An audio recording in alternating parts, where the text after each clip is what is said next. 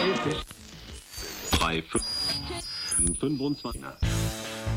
this episode, we chat with Muay Thai commentator, journalist, and fighter Matt Lucas. So, if you're interested in learning what Thailand's national sport looks like from the inside, you'll love this episode of the Bangkok Podcast.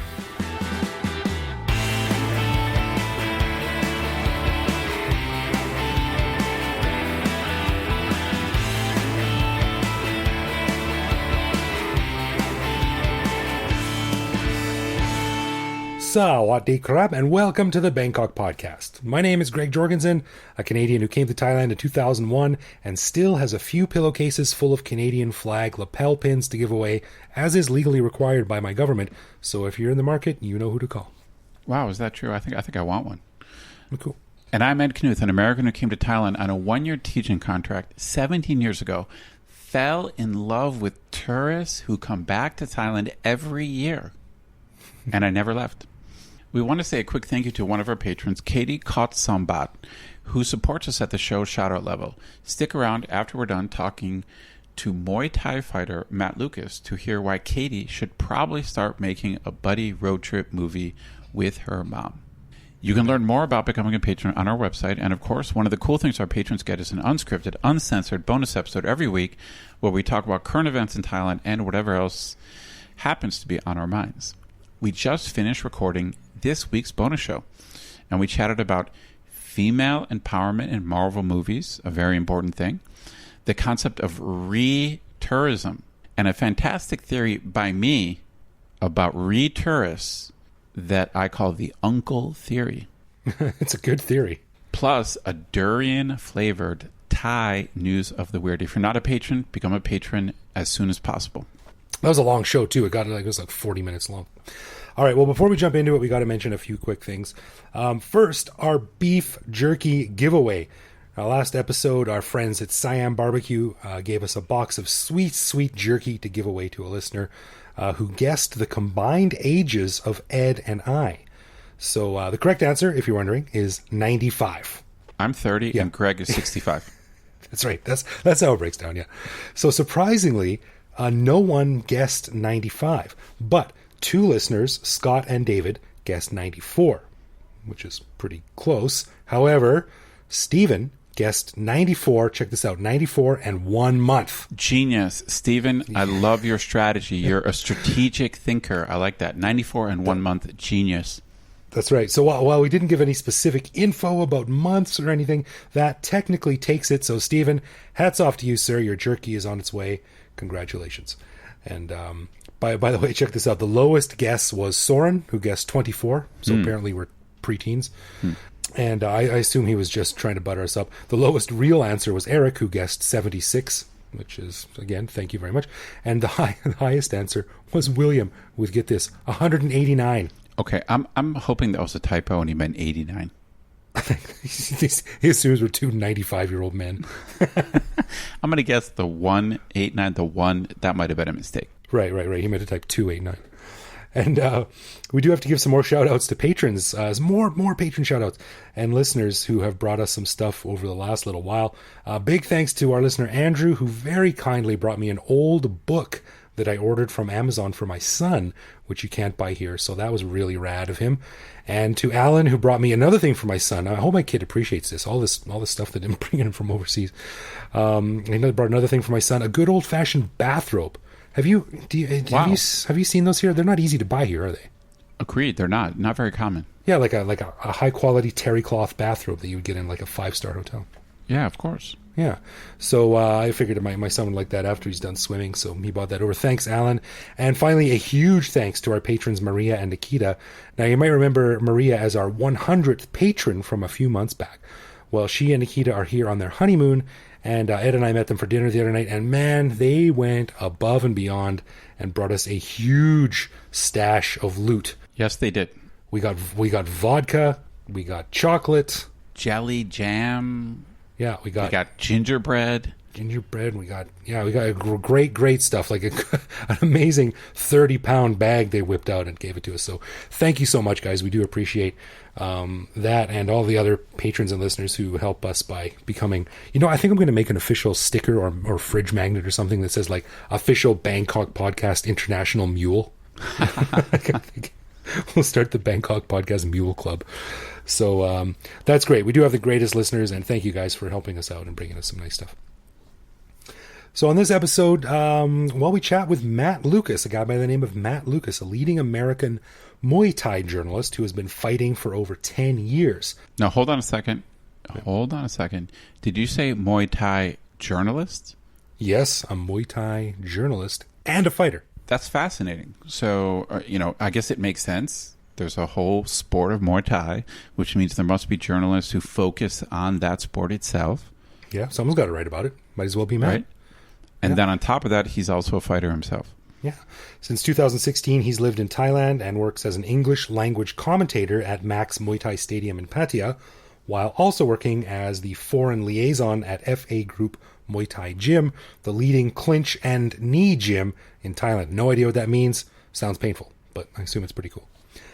So Matt talks to us about how the Muay Thai community views foreigners, what Muay Thai says about Thai culture, and what insights into the culture he's gotten from immersing himself in Thailand's national sport. Really cool to sit down with him. So here is my interview with Matt Lucas.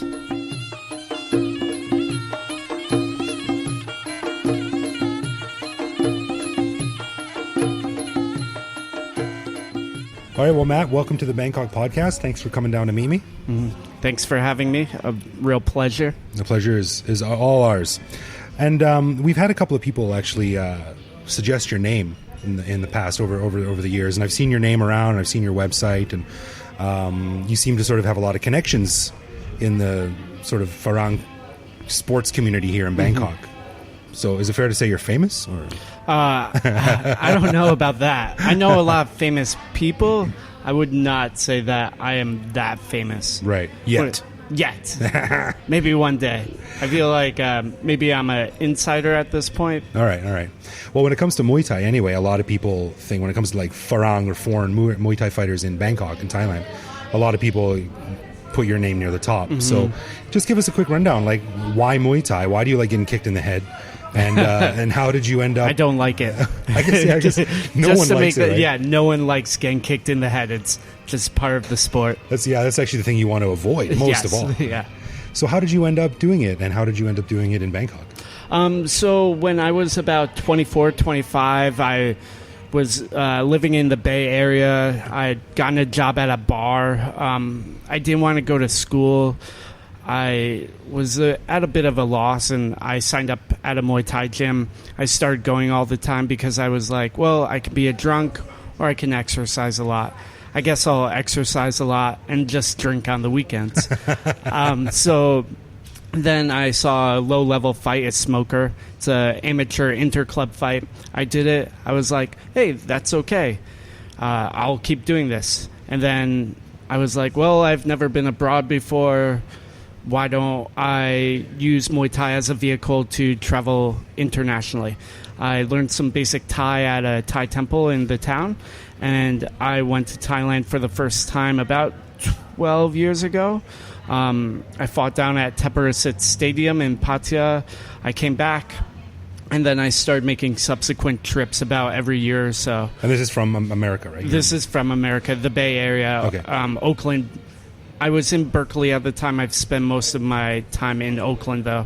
So I started fighting regularly out of Oakland, in the States, and making trips over here. I fought at Rajadamnern about 8-9 years ago. And then 3 years ago, I moved out here permanently. I'd gotten hooked up with a long-term Thai girlfriend who I'd met 8 years ago on a trip out here. She came to the States for a while. Then we moved back, and I've been here since. All right.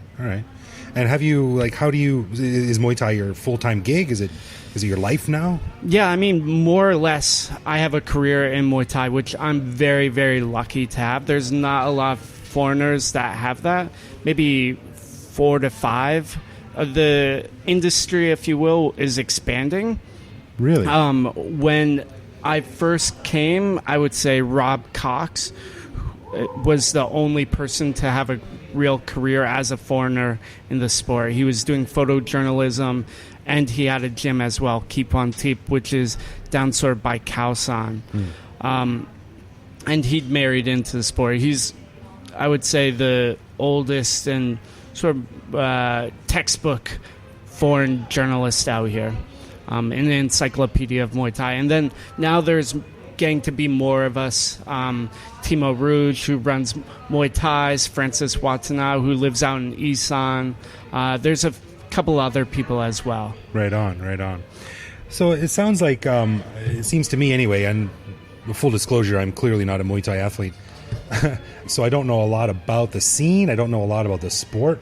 But it seems to me that it's gone through kind of a renaissance over the past decade or so, where it's become much more visible on the world stage. You have people like Tony Jaa, who's sort of been exported to Hollywood now. He's appearing in Fast and Furious movies. He's in the new Mila Jovovich movie coming up. And what have you seen sort of from the inside? How has it matured or evolved over the time that you've been involved in it? Yeah, so I would say there's been sort of different periods going on, or different sort of waves, if you will. And so now Muay Thai is going into an international wave, and it's separating from Muay Thai stadium fighting to Muay Thai entertainment. And the two sort of strains are still going on. So Muay Thai stadiums is going to be like the fights at Rajadamnern, Channel 7, Lumpini.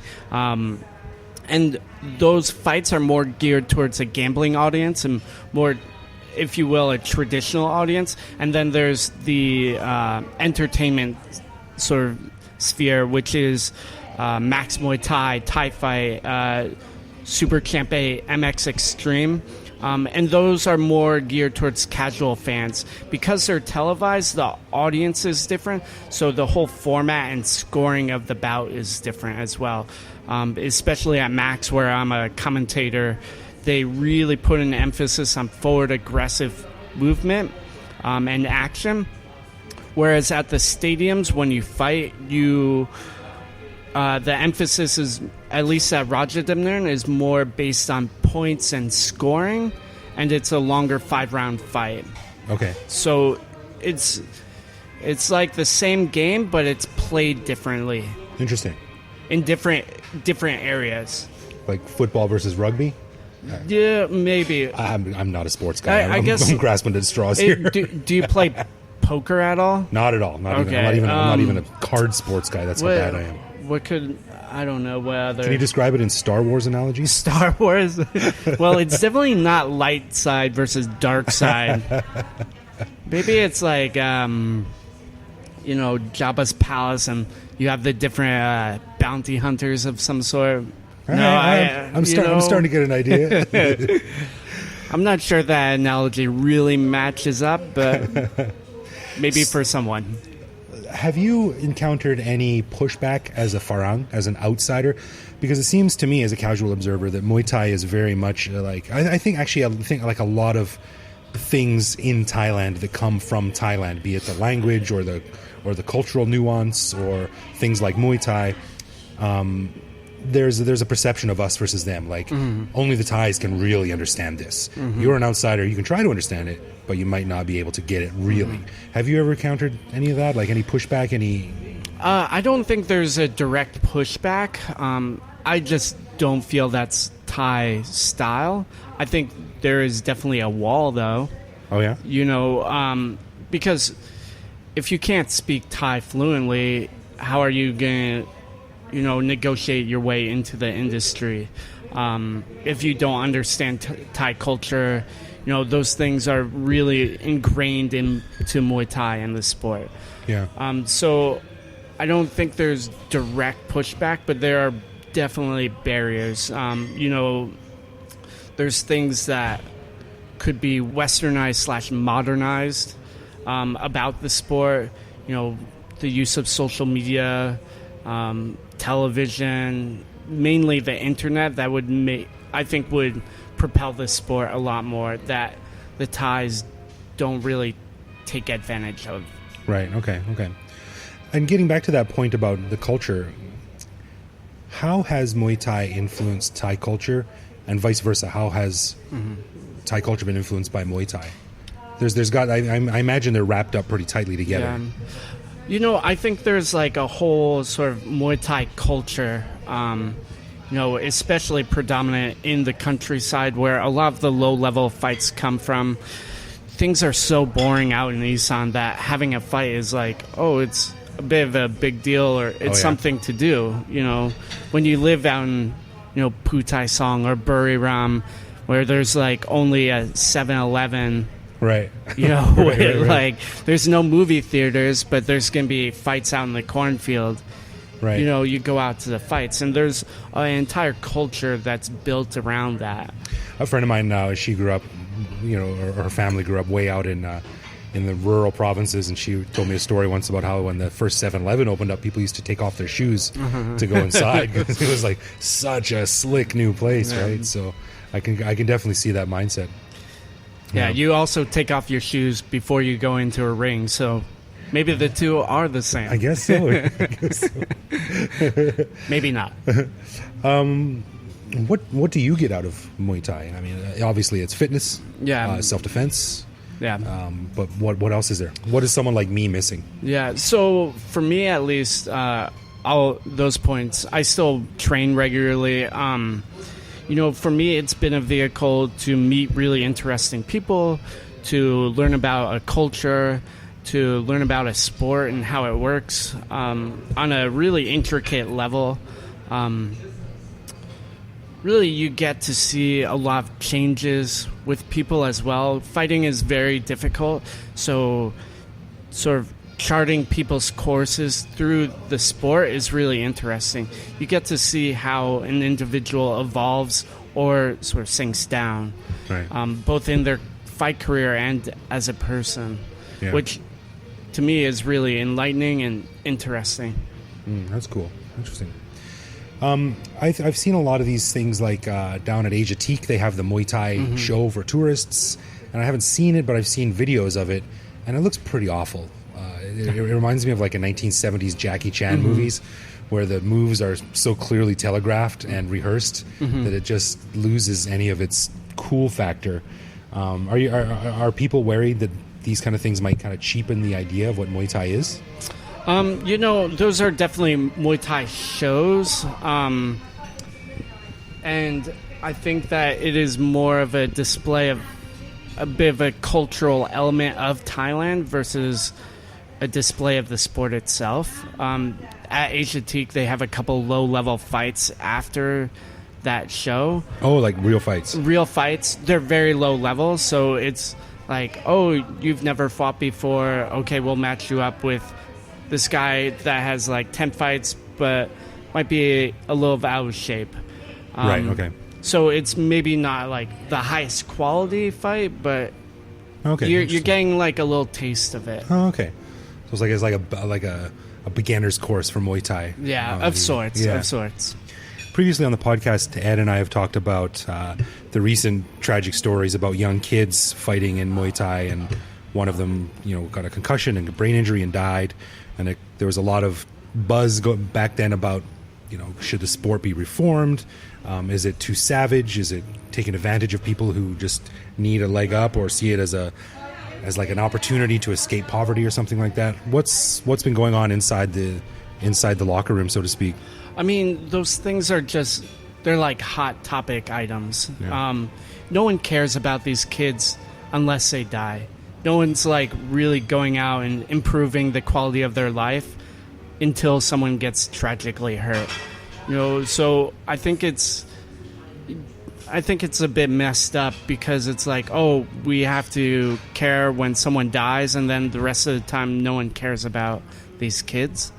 I think that it's a question about economics and opportunity. Right. So, and people in the West have different opportunities than people out here in Thailand. So I think it's wrong to judge people like based on some sort of universal viewpoint if you don't understand their position. That's funny because I've talked about this on the show before, and one of the things I hate when people say to me is, "You don't understand Thailand."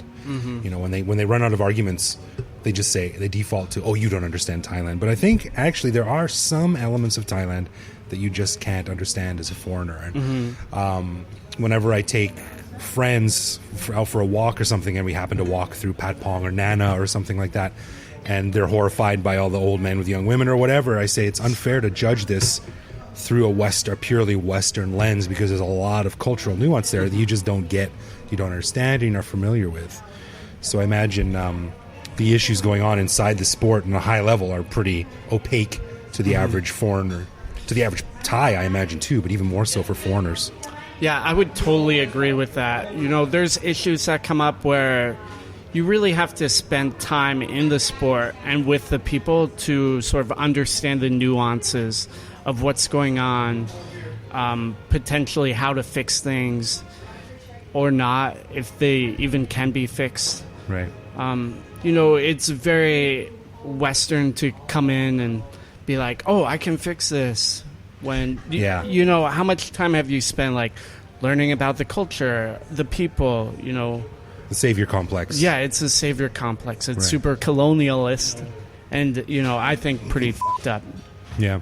Is in the way that Muay Thai is structured, like in for instance, I have some experience, as I was saying earlier, despite my rotund appearance, with Japanese martial arts. And for instance, the head of the Bujinkan Association in Japan is Sensei Masaki Hatsumi. Is there a similar person in Thai Muay Thai? No. So the way the sport is structured is very similar to Western boxing. Okay. You will have different councils of sort, like the WBC, the WMO, the IBF, which is whatever. But you have like these different councils and affiliations that sort of have their own structure and rankings to them. Then also the stadiums will have rankings. So Raja Demnern has its own ranking system. Channel 7, Max has an informal ranking. And so you know how good someone is based on who they fought and how they've done against them. I mean, some organizations like the WMO is giving out like colored Mong Kongs to people. What's a Mong Kong? The headband? Yeah, it's a headdress that you wear traditionally as you enter the ring and do the Wai Kru Ram Moi, which is a ceremonial dance. Yeah. So they'll give out these headdresses to people and be like, "Oh, you're super Ajahn Burrito." That would be my appropriate name. You know, within the council or organization, it might have some credit, but it's a little scoffed at, laughed at a bit. I see. You know? So there's no like one governing body of the entire... No, there's not. Like even within different stadiums, they'll have their own sort of organization and affiliations. So like Max Muay Thai has its own regular referees and scoring system. Channel 7 has a bunch of regular referees. Super Champ 8 in Khaosan, which is on Channel 8, has its own referees. Raja Demnern has its own referees. Yeah. So it's like, and all these places are their own sort of atmospheres and cultures. Right. When I first saw a Muay Thai fight years ago, I went to it was a stadium on Rama 4, which is closed now. It was a Lumpini Stadium. Oh, yeah. The old Lumpini. Yeah. I was sort of interested because on its face it seems kind of a savage sport. You know, you can use elbows and knees and all these terribly damaging kicks and strikes, but there's also a certain amount of grace and beauty to it. I guess you can sort of apply that to any display of violence or physical prowess, but what would you say to someone who just sees it as sort of like like boxing, just like two guys going into a ring and hitting each other until one of them falls over? Yeah, I think those people are definitely missing out on some of the technicalities. And then also, you know, it looks easy, but it's a lot harder when you're actually doing it. You know, I bet. Yeah. Hitting someone is a lot harder than you would think, and getting hit hurts a lot more sometimes than you would think. What's that great Mike Tyson quote? Everyone has a plan until they get punched in the face. Yeah. It's definitely a very, very good and true quote. Yeah. Well, I don't think I've ever been punched in the face, but I imagine it's not too fun. Like you said, the whole goal is to not be punched in the face. Yeah, I think everyone should, get punched in the face once, maybe have a fight or something. It's a good test of your character, if you will. And it's perfectly fine to be like, oh, this isn't for me. But I think for a lot of people, it can show them, hey, I'm more fragile than I thought. Or, hey, I am not as fragile as I thought. Right. I think those are both very, very good lessons to learn about yourself. Listeners can't see, but I'm taking notes now with a list of things to teach my son. Get your heart broken, get punched in the face, and get drunk. Get drunk. Get drunk early so you know what it's like. Preferably not all three at the same time. Segment it out a little. Can you imagine getting your heart broken, getting drunk, and getting punched in the face on the same night? That'd be either the best or the worst night ever. I don't know. I feel like it's definitely happened to people out here. Probably. So, as we're wrapping up here, what are you working on now, and where do you spend most of your time? So I'm half and half between Bangkok and Pattaya, working at Max Muay Thai. I'm also the social media manager at Fairtex, a large international Muay Thai gym. So I am currently working on an ebook about fighting in Thailand. I've already published one book, The Boxer's Soliloquy, which is a compilation of short stories based on Muay Thai that are interconnected. Then I do a bunch of journalism. I think I just wrote an article for the United States Muay Thai Federation about some Muay Thai fighters that appeared on Glory, a kickboxing organization. Oh, I'm interviewing Samapet Fairtex soon for a collaboration article with someone else. Is that the guy that owns Fairtex? No, he's a boxer. Okay. The owner of Fairtex is Mr. Wong, who has been in the sport for a long time and has really pushed it internationally. Cool. So where can people find you online if they want more info? So people can find me on Instagram. I do a pretty cool profile project about people in the Muay Thai world. It's Matt Lucas BKK. I profile different people in the sport. I've seen some of those photos. Yeah. They're really cool. And then I also have a website, mattlucas.com, matt-lucas.com. So you can look at some of my articles there. If you want, pick up a book. I update it regularly, sort of. Nice. My Instagram, I do something almost every day. Okay, cool. And the last question then, if someone is thinking of getting into Muay Thai, or they have gotten into Muay Thai and they want to kick it up a notch and come to Thailand, what should they do? Who should they contact? Where should they go? Yeah, so there's lots of online resources. I would say, save up money, get a multiple re-entry tourist visa, come over as long as you can, go to a gym, see how you feel about it. Just go to Google and type in Muay Thai Gym Bangkok? Yeah, basically. Look for friends' recommendations, but you have to take everything with a bit of a grain of salt. Mm-hmm. What works for you isn't going to work for me. What you might want in terms of location might be different than someone else. Like, some people do really well in Isan. I think it's the most boring place on earth.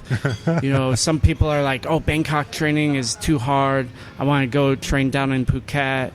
You have to find your own way of sorts. Yeah, so as with most things, the best thing to do is just come here and start doing it and then figure out where you fit in. Basically, trial and error, and just, it's a long process, but if you're interested in it, commit to it.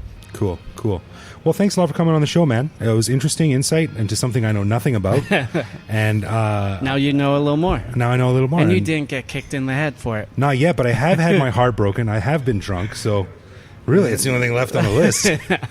Well, maybe we'll hear a loud crashing sound soon on the audio. That's right. Let's have we got some beers here. Let's have a few more and see if we can get me kicked in the head tonight. All right, man. Thanks a lot. Thank you. Cool.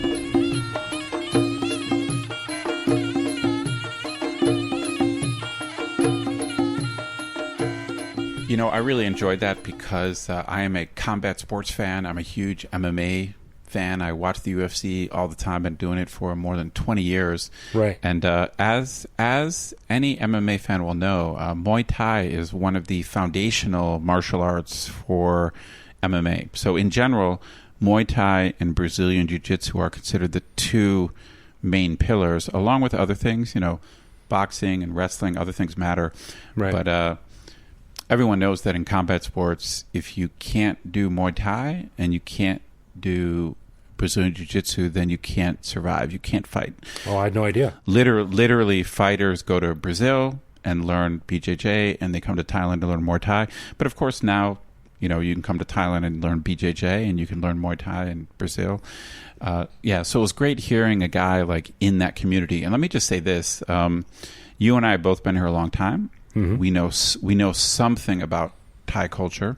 Yeah, a little bit. But Muay Thai is really a working class Thai phenomena. Like when I first started teaching, I was asking my students about going to watch Muay Thai. Right. And they looked at me like I was a crazy person. That's interesting. Yeah, I've had the same response over it's like years. it's very much it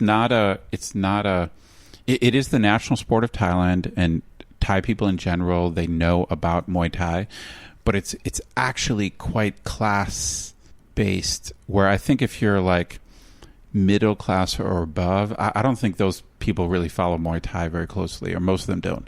It's very much like a working class and below, which is 85% of the population.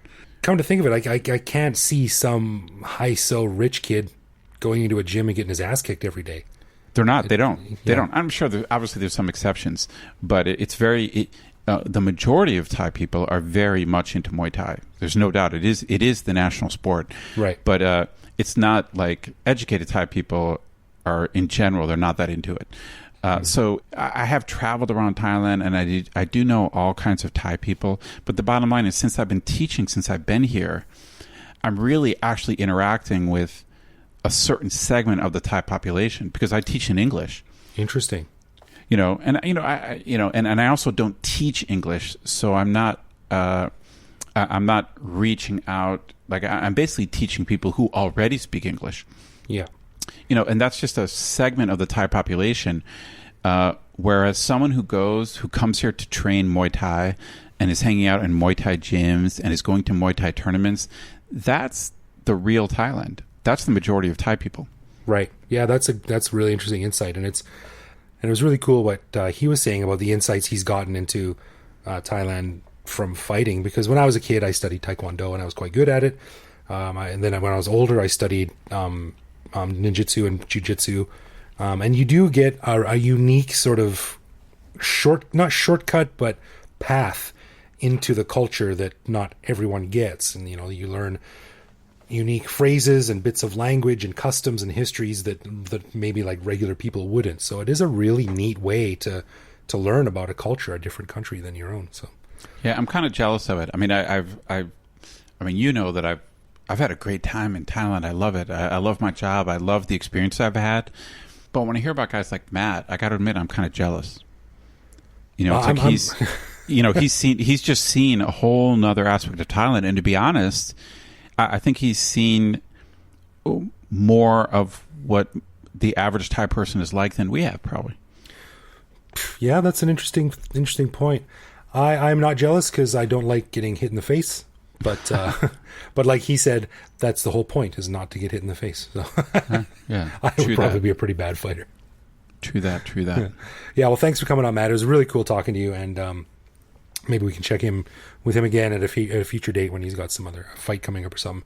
Maybe we can go and hold up a big Bangkok podcast banner in the stands or something like that. All right, let's get into some love, loathe, or leave. That's where one of us surprises the other with a particular aspect of living in Bangkok, which we then discuss and decide if it's something we love about living here, loathe about living here, or hate so much it makes us want to leave. This week, man, over to you. Okay, this is a little bit odd, and I'm really talking about more of an affectation or a Thai habit. Okay, so let me. I'm going to explain the the Western version first, and then I think the Thai version will make more sense. All right. You're in a conversation with a Westerner, and you say something, and they say, right? So you understand that, Got right? it. Yeah. Okay. So you're in a conversation with a Thai person, and they go,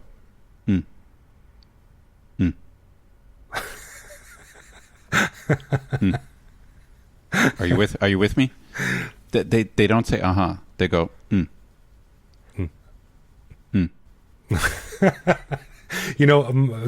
My wife, she goes, Yeah,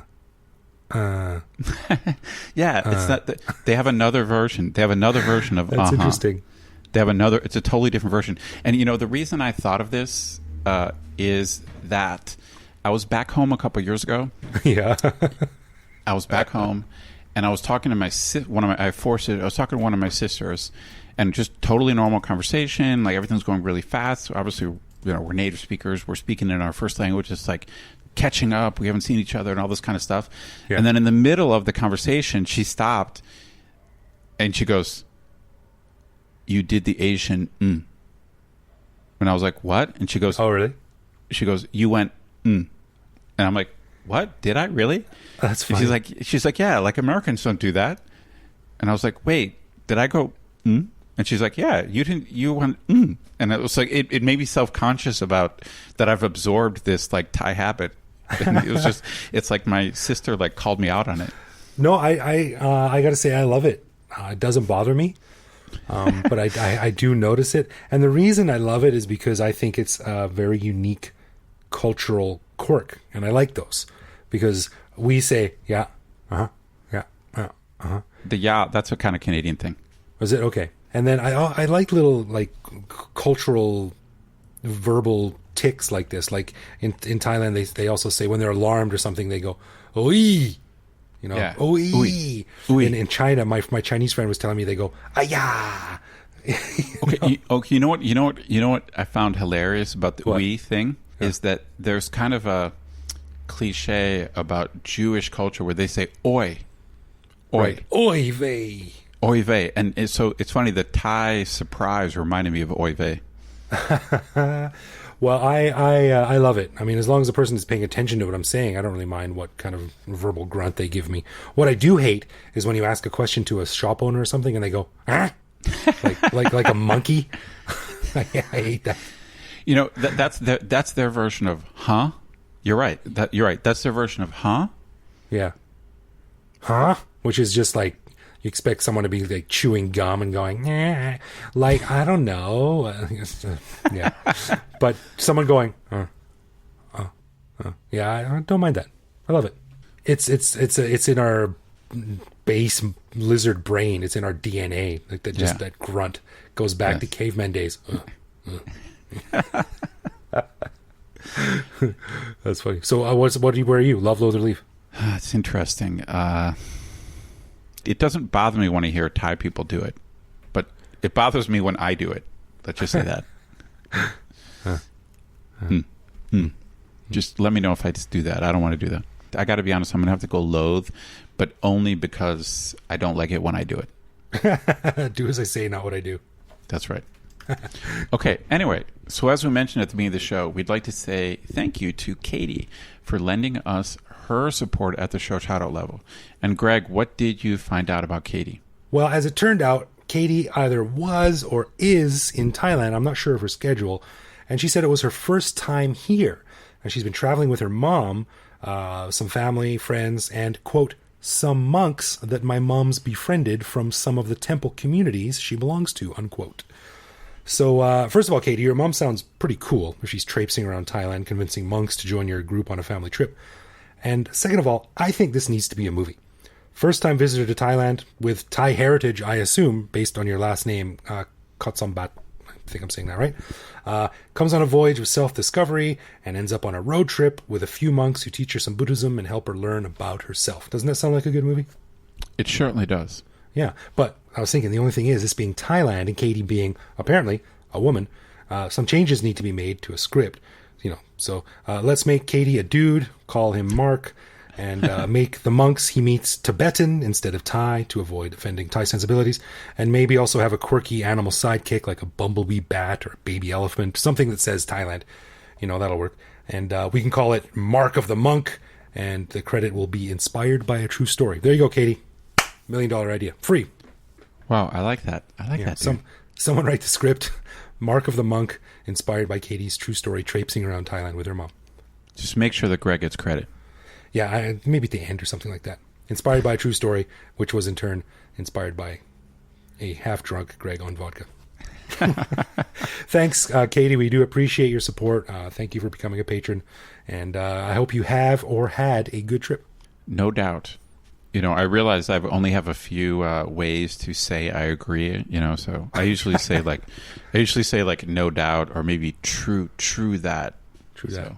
You got to start going, No, I'm not going there, dude. That's what I'm telling you. I'm not going there. Before we wrap up, I'd like to give a special thanks to all of our lovely patrons. As you know, we don't run ads or have sponsors, so we really, really do appreciate the support we get from our patrons. If you want to learn more, just head to bangkokpodcast.com/support. And if you want to get in touch with us, it's easy.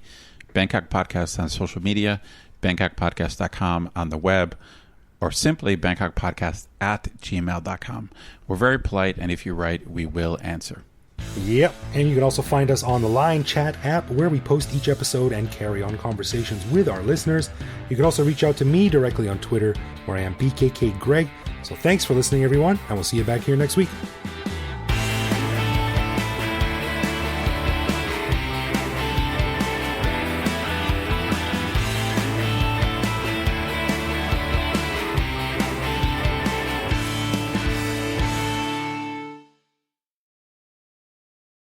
Oh yeah, right. I'm just gonna delete that whole comic because I was stupid.